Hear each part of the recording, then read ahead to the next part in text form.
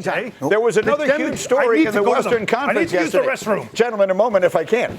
There was NBA news yesterday that took all of us by surprise with Jason Kidd being fired as the head coach of the Mavs. He coached in Dallas for 5 years, led them to the finals a couple of years ago. This coming just weeks after Masai Ujiri takes over as the Mavs president.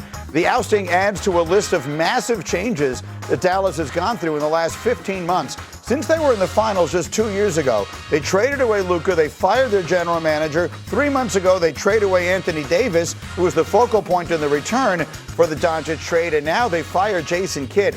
It was actually this story, you broke this story while Charles Barkley was live on the air, and he's looking at his phone, and he just went, oh my God. I think speaking for all of us, what can you tell us about this decision? This is Masai Ujiri entering within a couple weeks now and making a complete clean slate, a complete fresh start for the Dallas Mavericks.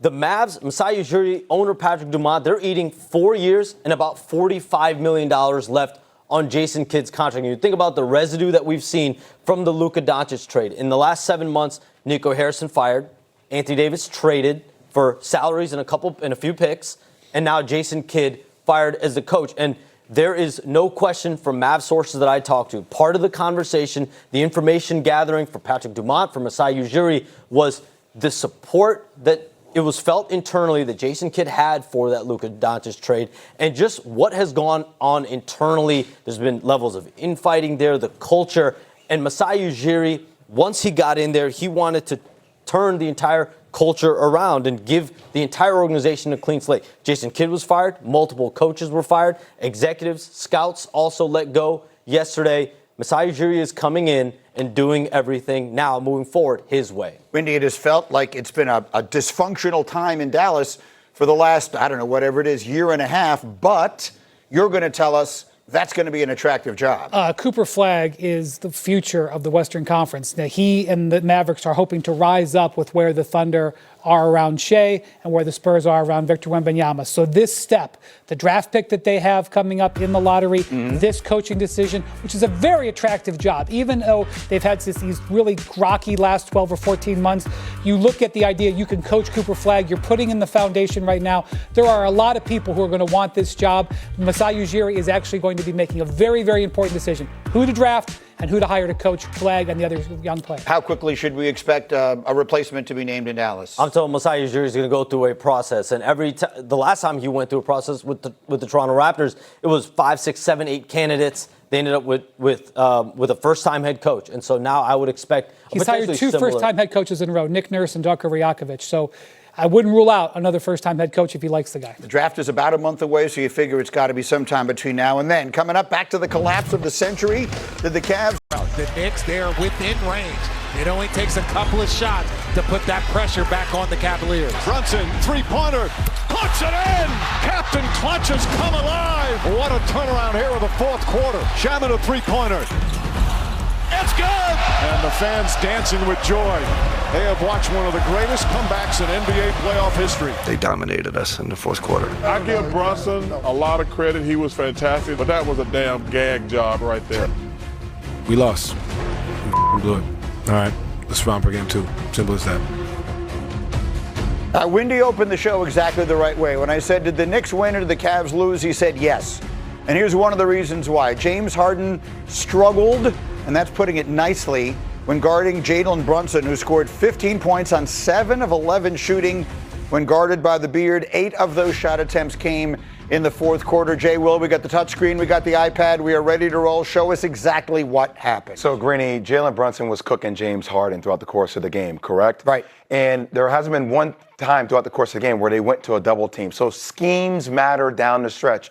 Whether that was James Harden doing it on his own or Kenny Atkinson, it should have been told from the coach. Let's put up the players so I can show you who I'm talking about defensively so you can see who these numbers are. Sam Merrill here, James Harden here, Mikal Bridges. With the basketball, you're going to see right here Jalen Brunson. Now, as the play continues to develop, as we're looking here, you're going to see double team on Jalen Brunson. There's no need to do it, but they're going to try to get the ball out of his hands. So as the play continues, play goes up, boom, double team. Now right here. Now you're automatically going to see a guy like Mikal Bridges. He's going to drag to the corner, right? It's floor spacing. And you look at the numbers here that we have.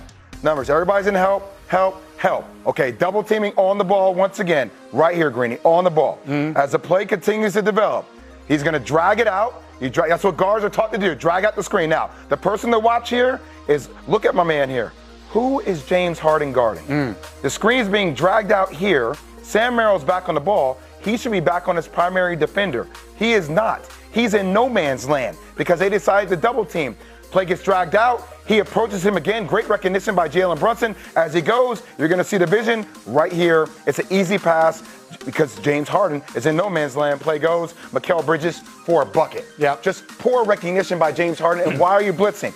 Literally, the next possession, same thing, off a ball screen. He's going to help off the ball screen. They're trapping again. Why are you trapping? This is basketball one-on-one. Even if Sam Merrill's trying to get back, pull up for a second, he tries to get back here in this play, you're going to see easy ball rotation. Boom, boom. He's going to be forced to come up. He's going to have to rotate over, and he's going to try to get up here at the same time. Just watch how the play naturally goes. Double team, why are you in rotation? Why just not switch? Donovan Mitchell has to get up. Ball gets rotated over to Landry Shamet again.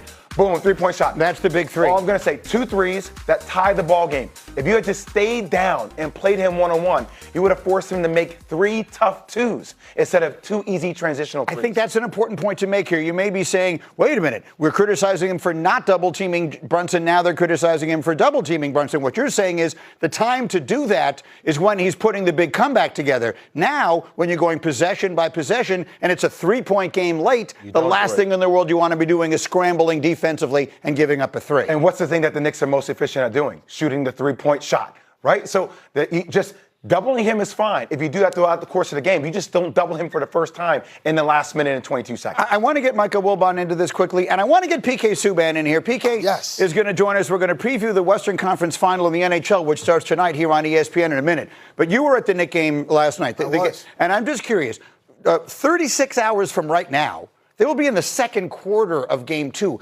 They have to move forward quickly. As an athlete, how do the Cavaliers go to sleep last night, do whatever it is they do today, and be ready to go out there and play for their season tomorrow night? How does an athlete go past a loss like that? Well, first they're going to have to rest. Obviously, coming off of a Game 7, that's an emotional letdown to be up 20 in any game with 7 minutes left and drop that one. But how do you prepare to stop a guy like Brunson? They got to get him on a leash and fast. What he did on the latter part, we know in those games, the game's going to bottleneck, right? So Jay went through some of the defensive schematics, but this is a premier player. You have to find a way to get the ball out of his hands. And to me, the Knicks were prepared in the latter part of that game. They made all the right decisions with the ball. They took care of the ball. They managed it, and they got the ball into the hands that they needed to. It wasn't just Brunson who did it.